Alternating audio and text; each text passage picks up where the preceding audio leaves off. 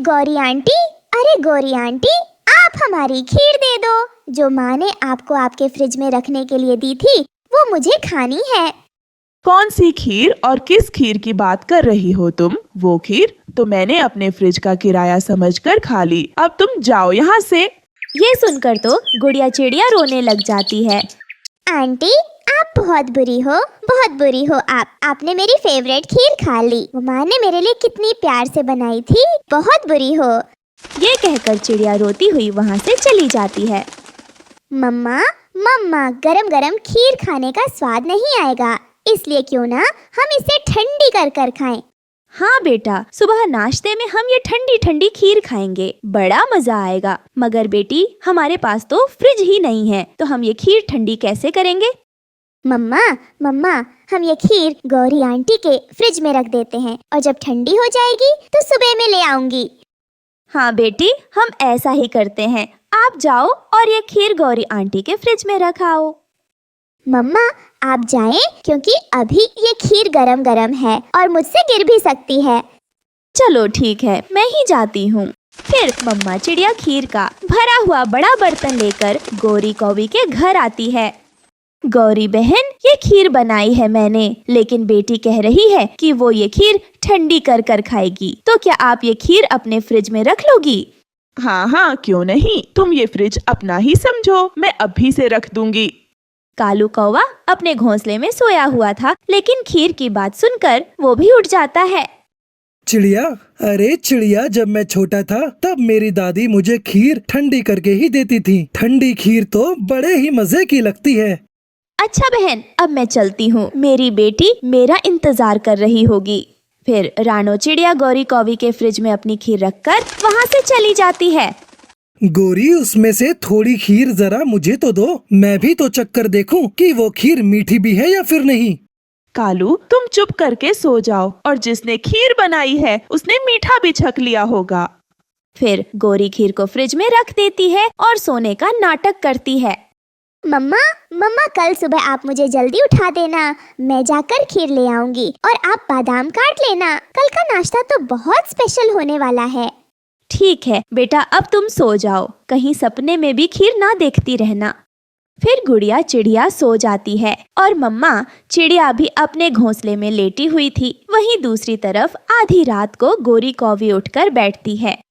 कालू तो अभी गहरी नींद में सो रहा है, मैं उसमें से थोड़ी खीर खा लेती हूँ, अब तो वो ठंडी हो गई होगी। और वैसे भी अगर मैं उसमें से थोड़ी खा लूंगी तो कौन सा चिड़िया को पता चलेगा। फिर गौरी कौवी खीर खाने लगती है और कालू तो खर्राटे लेकर सो रहा था। खीर खाने के बाद गौरी बर्तन को हिलाकर खीर बर्तन में बराबर कर देती है। फिर गौरी अपने घोंसले में आकर सो जाती है और थोड़ी देर बाद कालू कौवे की भी आंख खुलती है। वो गौरी के पास आकर देखता है, वो तो सो रही थी। ये तो सो रही है। अगर मैं चिड़िया की थोड़ी सी खीर खा लूं तो किसे पता चलेगा। फिर कालू कौवा आकर खीर खाने लगता है और खीर खाने के बाद वो जाकर सो जाता है। कालू जी भरकर खीर खा लेता है और फिर अभी सुबह नहीं हुई थी कि गौरी फिर से जाग जाती है और उसे फिर से भूख लगती है, तो वो फिर से आकर फ्रिज खोलती है। मैंने तो इसमें से थोड़ी सी खीर खाई थी, फिर ये बर्तन इतना खाली क्यों लग रहा है? शायद मैं भूल रही हूँ, मैंने खाली होगी। ये कहकर गौरी कौवी खीर खाने लगती है और वो खीर खाती है कि थोड़ी देर में पूरा बर्तन खाली हो जाता है। ये क्या हुआ? खीर तो खत्म हो गई। गौरी कौवी ने अभी फ्रिज बंद नहीं किया था कि कालू भी वहाँ आ जाता है। पकड़ा गया, चोर पकड़ा गया। चिड़िया की खीर खा रही हो? कालू जी, बहुत बुरा हुआ, अभी मैंने थोड़ी ही खीर खाई कि पूरा बर्तन खाली हो गया। अब मैं चिड़िया से क्या कहूँगी? गोरी, थोड़ी सी मैंने खाई और थोड़ी सी तुमने खाई, तो बर्तन तो खाली होना ही था। क्या कहा तुमने भी चिड़िया की खीर खाई थी? बेटी बेटी उठो और गौरी आंटी से खीर ले आओ। गुड़िया पहली ही आवाज में उठ जाती है और जल्दी से गौरी आंटी के घर जाती है। गौरी आंटी, हमें खीर दे दो, हमें बहुत भूख लगी है। जाकर अपनी मम्मा से कहना कि रात को गौरी आंटी के फ्रिज को बहुत भूख लगी थी, इसीलिए तुम्हारी सारी खीर हमारा फ्रिज खा गया है। ये सुनकर तो गुड़िया चिड़िया रोने लग जाती है। गंदा, बहुत गंदा है गोरी आंटी। आपका फ्रिज कम से कम थोड़ी तो रख लेता। ये कहकर चिड़िया रोती हुई अपने घर चली जाती है और जाकर अपनी मम्मा को सारी बात बताती है। झूठी लालची कौवी खुद ही खा गई होगी उस खीर को और कहती है कि फ्रिज खा गया। गुड़िया बेटी, फ्रिज भी भला खीर खा लेगा, वो तो बेजान होता है। मम्मा मम्मा, अगर मुझे पहले पता होता तो मैं गरम गरम खीर ही खा लेती। आप चिंता ना करें, इस बार तो मैं उन दोनों से बदला जरूर लूंगी। फिर 2 दिन बाद चिड़िया गोरी और कालू से कहती है, गोरी बहन, मौसम भी बहुत अच्छा है, तो क्यों ना आज हम गरम गरम समोसे खाएं। समोसों का नाम सुनते ही गोरी और कालू के मुंह में पानी आ जाता है। हाँ हाँ चिड़िया, हम समोसे मिलकर बनाते हैं और फिर बाद में मिलकर ही खाएंगे। लेकिन ना तो मेरे पास आलू है और ना ही मिर्च मसाला, मेरे पास तो बस नमक है। चिड़िया, हम सब ले आते हैं और हमारे घर में समोसे बनाने का सारा सामान है। फिर कालू घर जाता है और सारा सामान लेते हैं। मम्मा, आज अच्छा सबक मिलेगा इन काले कौवों को। फिर गोरी और कालू सारा सामान ले आते हैं। फिर रानो चिड़िया समोसे बनाती है। चिड़िया, मैं 2 लूंगा, 2। कालू भैया 2, क्या आप 3 ले लेना, लेकिन जब तक समोसे ठंडे होते हैं। गोरी और आप दोनों जाकर थोड़ा पुदीना ले आओ, पुदीना की चटनी के बिना समोसों का क्या मजा। पुदीने का क्या है, हम अभी पुदीना ले आते हैं। फिर गोरी और कालू दोनों पुदीना लेने चले जाते हैं। जब वो दोनों चले जाते हैं तो चिड़िया अपनी बेटी गुड़िया से कहती है, पुदीने की चटनी कहाँ है? मम्मा, ये देखें, मैंने यहाँ छिपा कर रखी हुई है।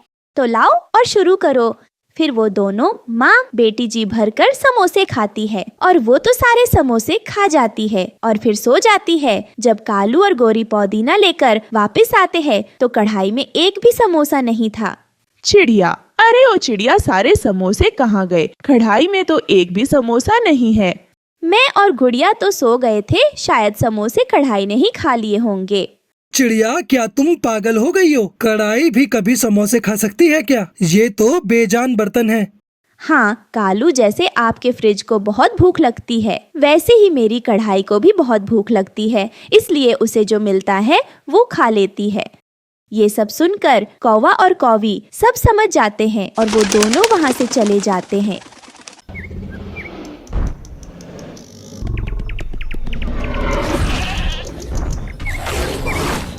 एक जंगल में एक टुनटुनी चिड़िया रहती थी। उसने एक पेड़ की डाल पर अपने लिए घर बनाया था। वो और उसके बच्चे उस घर में रहते थे। अचानक बारिश का मौसम आ गया और बहुत तेज बारिशें होने लगी। टुनटुनी चिड़िया बेचारी कहीं बाहर नहीं निकल पा रही थी। एक दिन रात को बहुत तेज हवाएं चलने लगी, जिसकी वजह से टुनटुनी चिड़िया का घर कहीं दूर जाकर गिर पड़ा। वो बेघर हो गई। ये देखकर वो बहुत परेशान हो गई।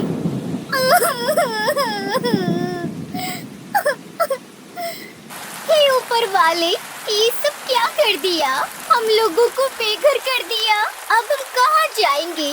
मेरे बच्चे भी बारिश में भीग रहे हैं। अब मैं क्या करूँ? मेरी समझ में कुछ नहीं आ रहा। तू ही हमें कोई रास्ता दिखा। टुनटुनी चिड़िया उसके बच्चे बारिश में पूरी तरह से भीग चुके थे। बेचारे उस चिड़िया को कुछ समझ में नहीं आ रहा था कि वो अब क्या करे।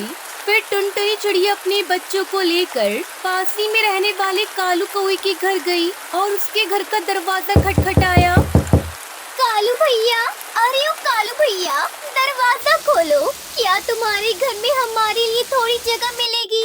बारिश के कारण मेरा घर उड़ गया है। मेरे बच्चे बारिश में भीग रहे हैं। दरवाजा खोलो कालू भैया।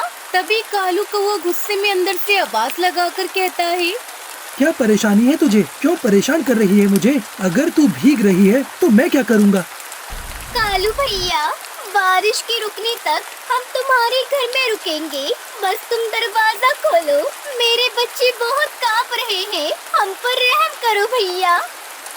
मेरे बच्चे भी अभी अभी सोए हैं। अगर मैं दरवाजा खोल दूंगा तो ठंडी हवा की वजह से वह जाग जाएंगे। मैं दरवाजा नहीं खोल सकता। तू कहीं और जा, मेरा दिमाग खराब मत कर। इस तरह उस कालू कौवे ने जवाब दिया और दरवाजा भी उसने नहीं खोला। बेचारी टुनटुनी चिड़िया अपने बच्चों को लेकर वहाँ से बंटी कबूतर की यहाँ चली गई। बंटी भैया, अरे ओ बंटी भैया, दरवाजा खोलो, मुझ बेचारी गरीब चिड़िया की मदद करो। बाहर बहुत तेज बारिश हो रही है, मेरे बच्चे बारिश में भीग गए हैं। कृपया करके हमें घर के अंदर आने दो। बारिश बंद होते ही हम यहाँ से चले जाएंगे।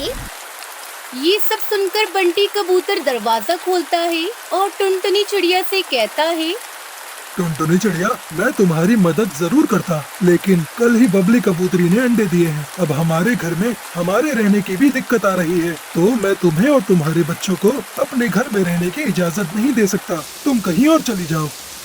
बेचारी टुनटुनी चिड़िया सबसे मदद मांगती है, लेकिन कोई भी पक्षी उसकी मदद नहीं करता। फिर थक हार कर टुनटुनी चिड़िया बरगद के पेड़ की खोल में अपनी रात गुजारती है। फिर बारिश रुक गई। कुछ दिन गुजरने के बाद टुनटुनी चिड़िया ने अपना घोंसला फिर से बना लिया। फिर एक दिन टुनटुनी चिड़िया के घर का दरवाजा किसी ने खटखटाया। कौन है? टुनटुनी चिड़िया, मैं कालू कौवा हूँ। मेरा घर बारिश और हवा की वजह से टूट चुका है। मेरे बच्चे बारिश में भीग रहे हैं। दया करके दरवाजा खोलो। आज की रात हम तुम्हारे घर में रुकेंगे। ये बात सुनकर टुनटुनी चिड़िया दरवाजा खोल देती है और कालू कौवे से कहती है, ठीक है कालू भैया, आप अंदर आ जाओ। फिर कालू कौवा अपने बच्चों को लेकर घर के अंदर आ गया। उसने अपने बच्चों को पंख में छुपाकर सुला दिया था। कुछ दिन पहले टुनटुनी चिड़िया के साथ किया बर्ताव कालू कौवे को याद आया और वो अपने किए पर बहुत शर्मिंदा हो गया। मुझे माफ कर दो टुनटुनी चिड़िया। इसी हालत में जब तुम मेरे पास आई थी, तब मैंने तुम्हें मेरे घर में आने नहीं दिया और ना ही दरवाजा खोला था। लेकिन तुमने मेरे बच्चों को और मुझे अपने घर में जगह दी। तुम्हारा यह एहसान मैं अपनी जिंदगी में कभी नहीं भूलूंगा। कोई बात नहीं कालू भैया, जब तक आप अपना घर नहीं बना लेते तब तक यहीं रुक जाओ, क्योंकि मैं बहुत अच्छी तरह जानती हूँ कि ऐसे समय में क्या होता है। आप बिल्कुल चिंता मत करो, आप बेफिक्र होकर यहाँ पर रहो। टुनटुनी चिड़िया, तुम कितनी अच्छी हो। मैंने तुम्हारी कोई मदद नहीं की, लेकिन फिर भी तुमने मेरा पूरा साथ दिया। आज से मैं तुम्हारा अच्छा दोस्त बनकर रहूंगा और हर मुश्किल वक्त में मैं तुम्हारा साथ दूंगा। जब भी तुम्हें मेरी जरूरत होगी, वहाँ तुम मुझे अपने साथ पाओगी। ठीक है कालू भैया, आज से हम दोनों पक्के दोस्त हैं और जो हुआ आप उसे भूल जाओ और अपनी जिंदगी में आगे बढ़ो। गलती तो सबसे होती है, बस जो अपनी गलती को मान ले वो पक्षी दिल का सच्चा और अच्छा होता है। इस तरह कालू कौवा और टुनटुनी चिड़िया एक दूसरे के बहुत अच्छे दोस्त बन गए। कालू कौवे की सहायता न करने के बावजूद भी टुनटुनी चिड़िया ने कालू कौवे की पूरी मदद की और अपनी अच्छाई साबित कर ली। इसलिए बच्चों, हमारी सहायता करने वाले की ही नहीं बल्कि हमारी मदद न करने वाले की भी हमें सहायता करनी चाहिए, तभी वो हमारा भी साथ देते हैं। आपको पता है, प्यार वो चीज है जो गुस्सा नफरत को भी प्यार में बदल देती है। अगर हम किसी की मदद नहीं करेंगे तो हमारी भी कोई मदद नहीं करेगा। हर कोई टुनटुनी चिड़िया के जैसा अच्छा मन वाला तो नहीं होता।